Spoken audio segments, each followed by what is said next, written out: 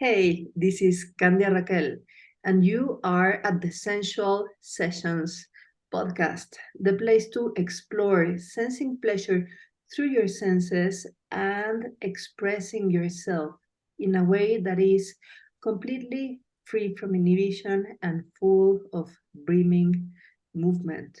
If you haven't subscribed already, please go to my website, centrodepoder.com, and get yourself signed up to get these episodes delivered on your inbox weekly. And today we have a very special guest. This is Dr. Edward Feldman. He studied with Moshe Feldenkrais himself on the second USA training, and he has an amazing background. So I am honored to have Dr. Feldman here. Welcome. Thank you for inviting me. So tell us, Edward, how did you become interested in this somatic approach of movement and healing? Like you were always deep in contact with your own self, or it happened due to a happening in your life? That's a good question. It happened, I think, the answer is it happened due to a happening. I mean, I was a good athlete growing up. I played a lot of sports and I was a natural athlete, but it wasn't until I encountered the Feldenkrais method when I was 30 that I realized that I wasn't in touch with myself sensorially. Actually, I had a car accident about 8 years earlier when I graduated college that made me that I had to recover from this accident, but it also made me realize that I was numb to myself, to my own, experience of myself, my emotions, my sensations. So that literally was the turning point in my life. I was about 23, and from that point on, I made it like my mission to know myself from within myself, from like an embodied place, right? Because on the outside, I looked okay, but on the inside, I was really numb. So I came to the Feldenkrais method when I was about 30, and I was just amazed. I mean, being in the presence of a genius, of a bona fide genius like Dr. Feldenkrais was amazing. And through that work, I began to wake up to myself, from an internal place, because I had already started chiropractic school, and I was going to be a chiropractor, but that was a very external decision. It was like, oh, I want a career, I want something to make money. But I realized, it was just like a license to have as an umbrella. But I knew I wanted to do other things like the Feldenkrais method. And so that became like a jumping off point when I graduated chiropractic school to explore other kind of modalities. Of course, first Feldenkrais, but then cranial sacral therapy, then biodynamic cranial sacral therapy, which is again a very internal, coming from a very, internal place of knowing oneself. So I just want to say, like, one of Moshe's big sayings was, to know oneself really well. It means to really to go deep within, to explore what's one feels and senses internally, right? That's the only way to really know. And so that became the journey that I, entered into. Yes, know yourself, like the Delphi Oracle said, Tenet Noche. And we in this Western culture think that we get to know ourselves by thinking our way into knowledge in this like um Cartesian cogitum of I think, therefore I exist. But you said something very interesting, that we get to know ourselves by sensing ourselves. And I find paradoxical that you said that you were an accomplished athlete, but you were numb to yourself. And you came to the realization through that accident. So that that's like another, I believe, cultural blind spot that we have the idea of being super fit, super toned as the equivalent of being like in the perfect like Greek harmony of mind and body together, but that's not necessarily the case. Like having the appearance of a healthy body and even a proficient body doesn't necessarily mean that you know yourself. So do you recall when was the moment that in along your lifeline from you being a baby to you being 23 years old where you became numb? Like, No, I think no, because this is a really a key point actually that I wanted to bring up about safety. I believe okay, safety, in order to really know oneself, in order to really be oneself, like you seem pretty comfortable with yourself. In order to be really comfortable, if you look at people and some people like look stiff or they look like they're playing a role or they're always acting, and then if you look at someone else who's totally comfortable and you feel, how do you know that? Because you feel comfortable, you feel their presence, you could call it mirror neurons, whatever, but just like if you were in the presence of a dog that you loved or a baby, you automatically become, vulnerable. That's because they give you that sense of probably safety that you feel right in their presence. And I didn't know it, but growing up, I didn't feel safe, right? So in my earliest experiences of life, unfortunately, I didn't have that experience, right? That some people may take for granted. So I had to earn it actually.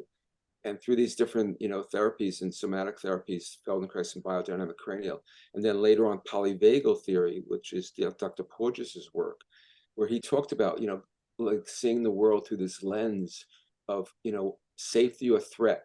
How do we, see the world? Like Irene Lyon, she's a person, practices. She's combined Feldenkrais with SE, somatic experiencing. She used to work closely with Peter Levine. So she kind of developed her own model. She's on YouTube a lot. And what she discovered, and I totally agree with, she said, well, why aren't some people getting better on my table? Because she'd be doing Feldenkrais with this population. And she noticed that a good percentage, 20% or whatever, weren't responding. And then she realized that the reason they weren't responding was they had early trauma that really they were in a state of freeze or fight or flight. They really, in order to learn, right, in order to truly learn to sense yourself, to really be able to, everybody says, well, feel yourself. I used to listen to these recordings of Moshe like nonstop for my first 10, 15 years after my training. Man, Feldenkrais would be exhorting you, feel this, you'd be feel this. But the truth was I was just parroting. I wasn't really feeling myself. Even this is 15 years after the training ended. Why? Because I still had this early trauma, these imprints that I hadn't really digested. Trauma is really an overwhelming experience that you haven't fully digested. It doesn't have to be something like, horrific like rape. It could be any experience that you can't assimilate and digest, right? And so, it could be verbal abuse, it could be whatever. So whatever is in your body that you haven't fully digested is kind of condensed, as like they call it, like in cranial sacral energy cysts. These are places that just basically haven't integrated into your body physiologically. So I had to really discover those and really get beneath that. And when I did, all of a sudden I listened to Moshe's lessons and I would get the lesson in 5 minutes. The whole thread of the lesson I would get. Because why? Because I was totally in my sensory body. Whereas if you are in this other place that I mentioned, you're not in your sensory body. You may think you are. You may act like, oh yeah, I'm a Feldenkrais practitioner. I'm a Alexander. No, it doesn't matter what type, do you see what I mean? It's really making, yes, you know, yes. Safety. Safety is key for the developmental process of self-knowledge. And in a way, numbness is a suit of armor. And this gives us also the perspective of being very gentle and respectful to ourselves, to our numbness, and even to our walling off or like our own disassociation, because that served a fundamental role of protection. And of course, like when we are little, we 100% depend on our tribe. Like whomever is feeding you needs to keep on feeding you, otherwise you die.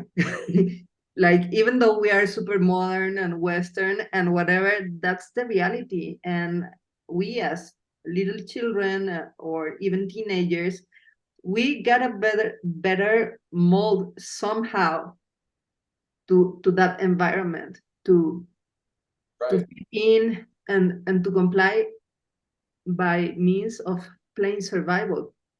And It's well, rough. the price is super high, is this numbness, and it's this decades long delay on the developmental of the self. But it is beautiful to have the invitation of life along our life story to open up and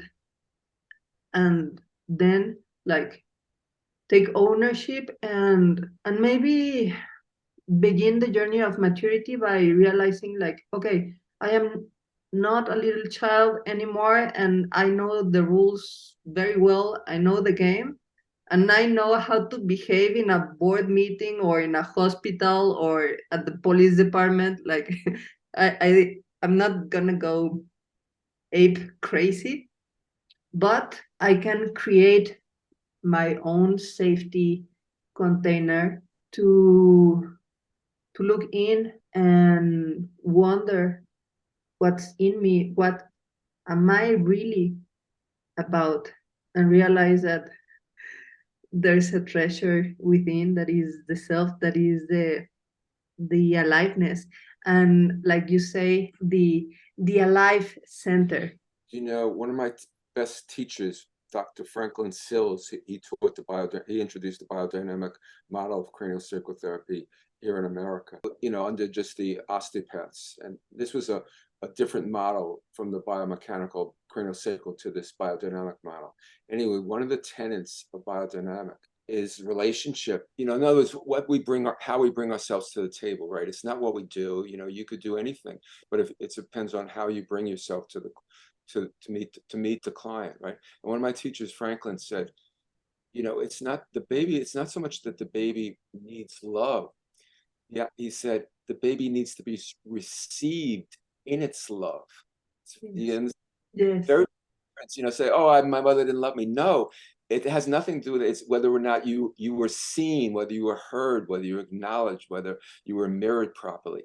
That's what imprints, you know, on the Yes. baby. So you see, that's what sets the stage. Do I feel safe? Do I feel, you know, safe in this world? Do I feel like I belong in this world? Do I feel, you know, part of this world? And really get yourself on that level when you, no matter what your history is, then you can really attend to yourself in this really deep way. But if you don't have that experience, or if it's kind of a mixed experience, you may not be able to attend to yourself in the way that Dr. Feldenkrais, you know, asked us to attend to ourselves in his lessons, which are beautifully, amazingly constructed lessons. I mean, the most amazing, you know, lessons of in terms of the logic of the nervous system. But you have to be present with yourself enough to let the lesson work through you, right? So does Yes. that make Be sense? present enough with Yeah. yourself to let the Yes. lesson work through you. And like you say, we need to be seen, we need to be mirrored, because otherwise, in a certain way, like if we are not seen, then we deny the glance of our true self. Like we are the ones that don't see ourselves. Like we don't, if we were not mirrored, we don't want to look at the mirror of our own sensations.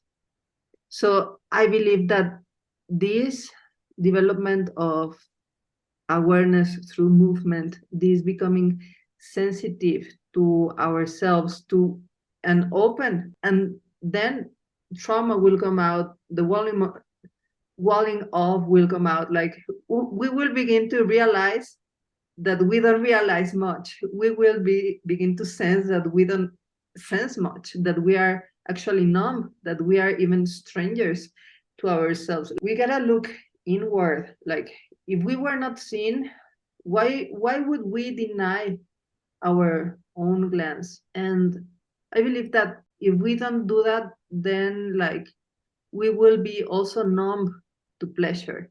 Absolutely. What you were just saying, just to piggyback on that, it's like an embodiment, right? You have to come back into your body, all these disowned sensations and feelings that you didn't want to feel, right? All the hurts, all the terrors, all the, anger, all the negative stuff. You have to allow yourself to register that and feel that, and perhaps even definitely sense it, but maybe even express it, right?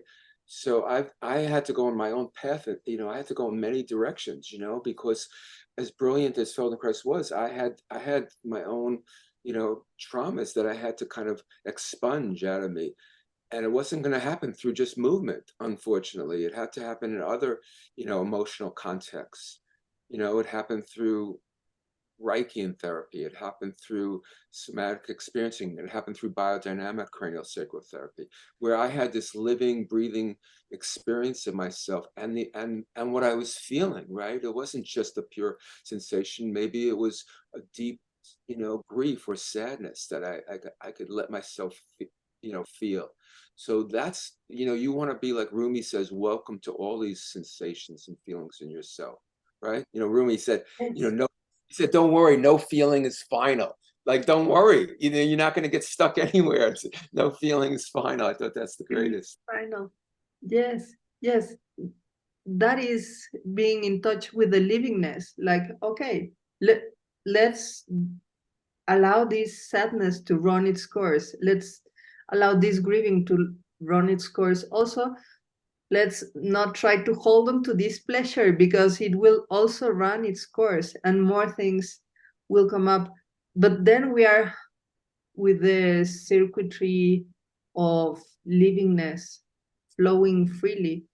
Whereas if we are stuck with traumas and past experiences and insecurities and inhibitions, then we are like um, keeping certain frozen experiences from the past in our system and making them present, though they are like super outdated. It's like if we were a refrigerator with, I don't know, with a yogurt that was from 20 years ago and a piece of steak that was, I don't know, there for already 4 decades and it's already a rock. Like we need to we need to clean our inner house and be more fluid. One of my other paths that I went on was exploring the path work. It's called path work, and it was these sort of psycho-spiritual guided lesson, from a guide from another dimension, you could say. It doesn't matter, he said, the guide said, it doesn't matter the vehicle of transmission. These were like the most beautiful teachings that came through. It came through this woman, Eva Parakos, actually. She was a channel for these teachings. And, one of the lectures he talked about, he said, most people would rather, climb Mount Everest. They would rather climb a mountain. They'd rather go back to school and get a second PhD rather than go inside and really feel what's inside. I mean, really feel it. I mean, like you talked about the negativity, the negative emotions, not just the pleasurable. You can't get to the pleasure, like you said, unless you feel the negative. You can't really get to the depths of pleasure unless you feel all the other stuff, right? You can't. It's like it doesn't register deeply. It doesn't really go in deeply, you Yes, know. and that's exactly where the safety that you mentioned comes in.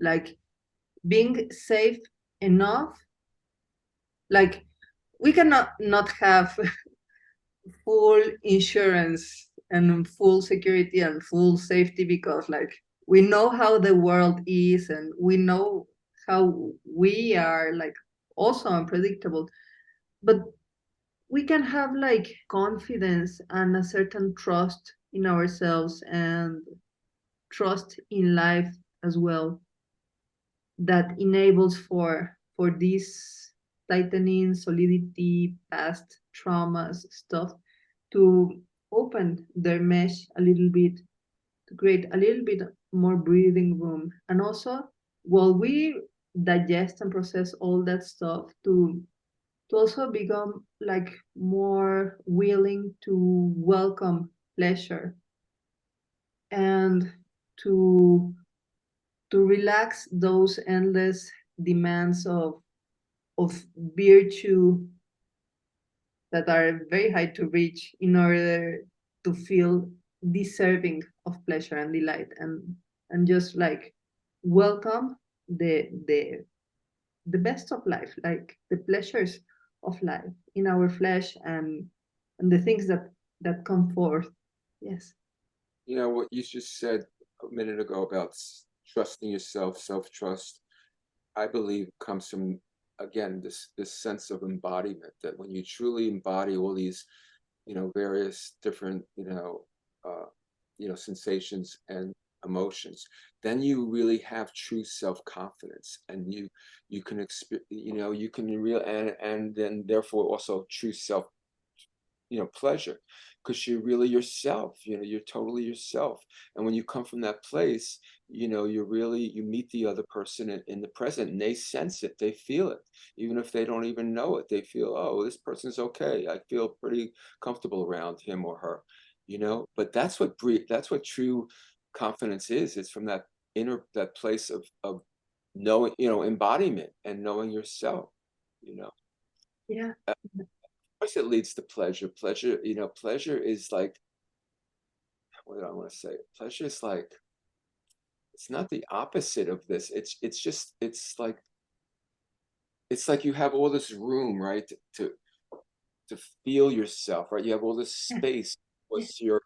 because because it's like you're fuller, in yourself, not, in every way, and it's so you're not living in this very cramped way. You're just, you're expansive, right? You're open to life. You're receptive to life.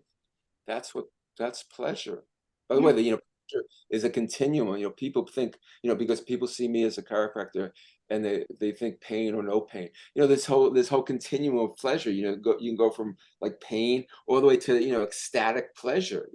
There's a whole continuum. It's not like on off on. I think a lot of people live in this on off duality. I'm either in pain or I'm like really happy. Like I don't know what makes you happy, but it's, every day, every experience. I can go cook a meal, I can open the refrigerator, if I can do the dishes, if I'm feeling really together, that's pleasurable.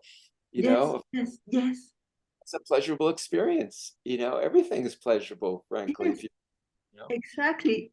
Exactly. Everything is pleasurable. Like washing the dishes, and then you find out that the plate is super soft and the water is sliding, and that you're playing with the foam of the soap, and the spongy is squishy, and suddenly like you are 3 years old again, and it's not that you are childish. It's actually that you're tapping into this true essence that actually never gets old, only gets shadowed and numb.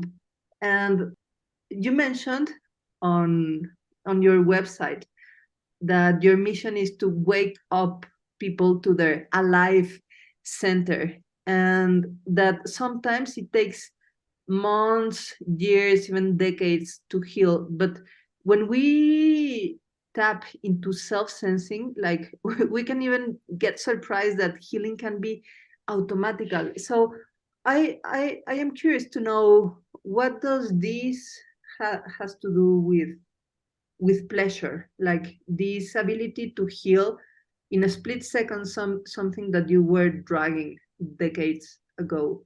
And what does this has to do with sensitivity?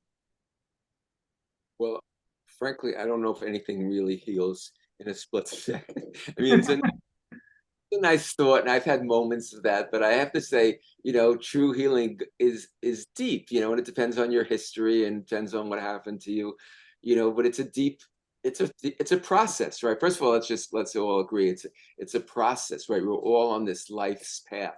Some started off better than others, some had a harder time, but we're all on this life path, this process. And I believe, like, as we wake up, right, as we get to know ourselves better and better in every way, like we're saying, emotionally, sensorially, in every way, and we just, it's like we keep having like this bigger bandwidth, like, to live from, right? More music to hear, bigger bandwidth. It's like we can experience more, right? We can, and then we feel alive. And so that again is what pleasure is. It's not like, oh, I'm gonna have sex, I'm gonna have an orgasm. No, that's just one aspect of pleasure, right? Swimming in the ocean is, you know, absolutely pleasurable. Eating a fantastic meal is pleasurable. Listening to beautiful music, and right. So I mean, but I think it's a process of us, becoming more open to ourselves and to life, right? Because of we've, again, we've digested all these traumas in ourselves, all these places that we didn't want to visit, before, but when we realize there's no real spooky boogeyman there, we just have to be able to tolerate, whatever there is, I mean, I also mentioned in my website, I went to Peru and Costa Rica to do plant medicine. And, believe me, when you do plant medicine, you encounter, like, you have this visceral experience of whatever you're afraid of, whatever. That's what it does, this medicine. It sort of just puts it right in your face, like whatever you're afraid to face. And it's not an easy experience, to say the least. But when you get through it, it's like you see the world and you experience the world in a completely different way, right? The things that you were afraid to do, you do. It's because you had this tremendously, you faced yourself at such a deep level. Do you see? Through this plant medicine, they call it ayahuasca, but it's plant medicine. But it's such a deep knowing, it's such a deep facing of oneself. But it's still the same thing. It's facing, you're really facing yourself. That's the scariest thing on earth, right? To face yourself, right? That's the scariest thing on Yeah. earth, to face ourselves. That's why there was a whole oracle building in Delphi Island or coast, and the legend, know thyself. Like, this is a life journey to know thyself, and it's a worthwhile journey, definitely. And it's pleasurable. It's because knowing yourself is a journey that diverge in a totally from trying to be what the world expects you to be, though actually there are no clear guidelines, and it's what we think the others think that they expect from us. So it's a game of projections. It's like being lost in a hall of mirrors, whereas self-knowledge is the inner gaze. It's to welcome the reality in us, and it's the authenticity that comes with vulnerability, to see what maybe there are no boogie monsters, but there are also these aspects from me that I don't like, or my limitations and my handicaps. And also, like, there are these great gifts and capacities to share and also to delight in. And I like that you said that healing is a process. It doesn't happen. Maybe we can have healing realizations that are like eureka moments that trigger healing paths. But I like the idea of in a way allowing ourselves to be kind of undone, kind of a work in progress, in order to not procrastinate on pleasure. Like, Don't wait until you are 100% healed from absolutely everything in your past in order to delight into the present moment. Because what if life throws at you a curveball, or there is war in the neighbor country or whatever, and like there will always come stuff. So yeah, it's also like letting go of this entitlement to the pursuit of happiness, to the pursuit of delight, and welcoming the gifts of life, and in the same way that we offer our gifts, and not in a transactional way, but like, okay, washing the dishes is pleasurable, going for a walk is pleasurable, being with the beloved on intimacy, it's pleasurable. So there are gradients and colors of pleasure, and there are also currents of discomfort and pain and worries and stuff. But why wouldn't we welcome life as it is? So, would you share with us a little experience exercise to sense ourselves, like to become a little bit less numb and more available for pleasure and know ourselves better? Okay, I'll try. I wanted to say one thing before that I do that though. Even like doing art, for instance, can be the most pleasurable thing in the world. Why is it so pleasurable? Why do I say that? Because when you really see, right, when you switch channels from just looking to seeing, right, you're not staring, you actually start to see, and you make all these distinctions, right? You make all these um, distinctions between like this value versus this value, right? Instead of drawing shapes, you're drawing differences in values. That's how the shapes emerge, right? And that becomes so interesting and so enlivening that you feel pleasure. So what's a big aspect of Feldenkrais, and what's a big aspect of art is making distinctions, right? Making sensory distinctions. Okay. um, so with that in mind, just even as you're sitting, so just let's just sit in our seats since we're doing that, and just really feel your sit bones, really feel your feet on the floor. Feel your right foot, feel your left foot. Feel how each foot makes contact. Feel if one foot makes better contact than the other, more full contact than the other. And then go to your sit bones, and the same thing. Does one sit bone feel like it's sitting deeper into the chair, into the seat, right? So like you're almost like leaning into that sit bone. And then the other one, maybe not as good, right? You just don't feel it as distinctly as the other, right? And then even as you sit like this, right, just feel like the distance between your right shoulder and your right hip. Feel that distance, and then compare that distance to the distance between the left shoulder and left hip, and just see which one feels bigger, which one feels shorter, right? And it's the same. We could take it again. So coming back into your sit bones, both sit bones, just feel how are you sitting forward on your sit bone in front of it, or are you sitting behind it, right? So your back's rounded, or are you sitting squarely on the sit bone? Just notice how, again, how you're sitting on your sitting bones, right? Like everything is suspended off of that, right? And then as you come up to your shoulders, right, and neck and head, feel the same thing. Like, where is my head? Where is the distance? How much distance is there between? Compare the distance between my right ear and my right shoulder, and my left ear and left shoulder. So is my head sitting really in the middle, or is it tilted to one side?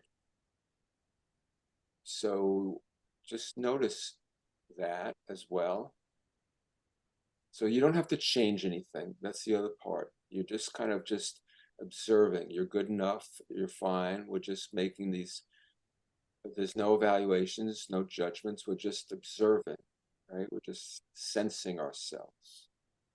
and sense the middle part of your back below, the shoulder blades or in the middle. Most people have a hard time with that part of the back. That part's usually very invisible because if you're sitting at a computer working, kind of your head's sucked into the computer, but the middle of your back and upper back is very numb, right? Because you're not engaging that part of you. So as you come back and sit more on your sitting bones, just feel the part of your middle back, right? That you know, and just allow your breath or allow your attention to really occupy that space between your shoulder blades, between the middle back. So you're coming back into your back, right, so to speak. And again, you're sitting again onto your sit bones. So maybe if you were too far forward, you can come back a little bit more onto your sit bones. If you're a little behind your sit bones, you can come slightly forward. So you're sitting again more on top of the sitting bones. You can again go forward and back just to find where is that optimal place where I'm really sitting on my sitting bones. So gravity could fall through you, right? You're not having to hold yourself up. You're really sitting on your sitting bones. And just maybe listen into your breath, maybe listen into your chest area, your heart area, and just notice what you sense there. Just bring your attention to your chest and your heart and just notice what's going on there. Just take a minute, couple of minutes.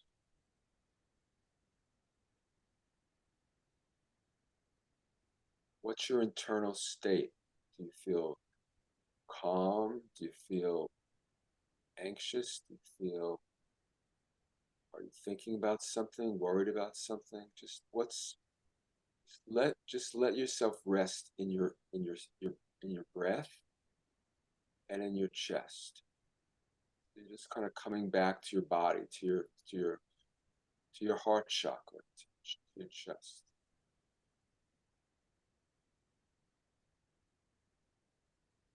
Just let yourself be breathed.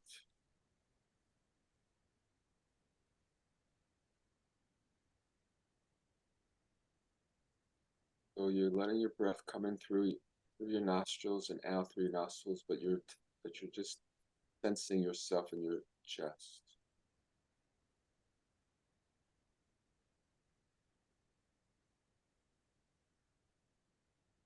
Not pushing away any thoughts or feelings, just allowing anything and everything to be there.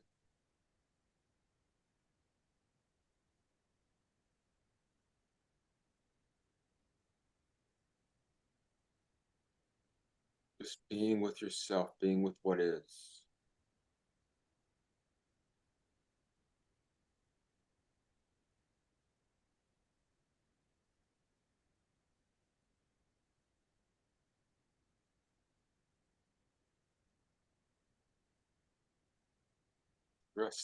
Resting in yourself.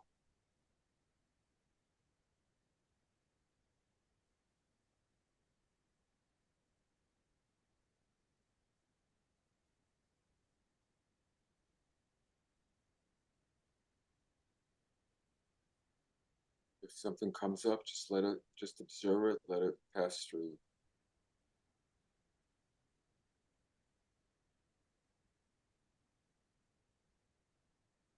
Feeling or sensation, just observe it and let it move through you.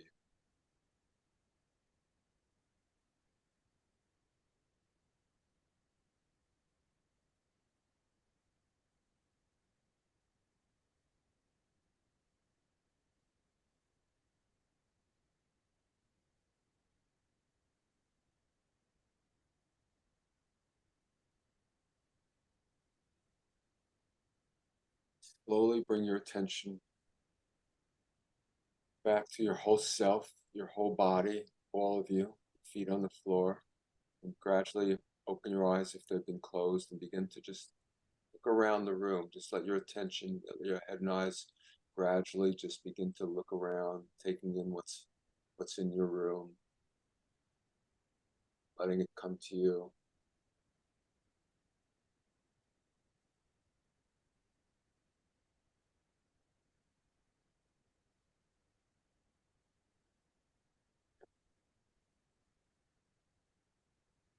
Notice how you feel. Very happy. Good. Yes. I love this experience because we get to realize how pleasurable simply existing is. That is cheap.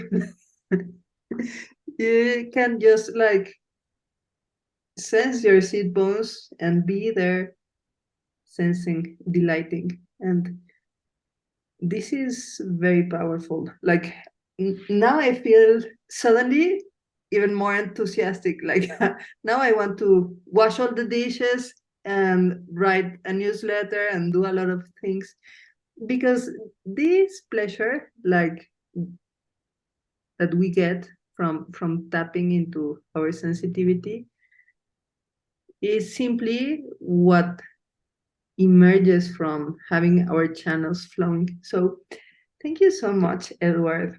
Great experience. Yeah, it's great. It was great to be with you. It's really good.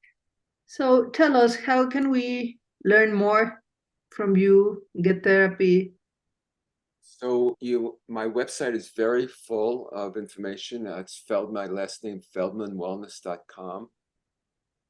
And it has my email on it. It has ways to contact me directly, but it also has blogs. It has, lots of blogs and lots of information. So, that would be a great place to find out about a lot of things, a lot of different topics.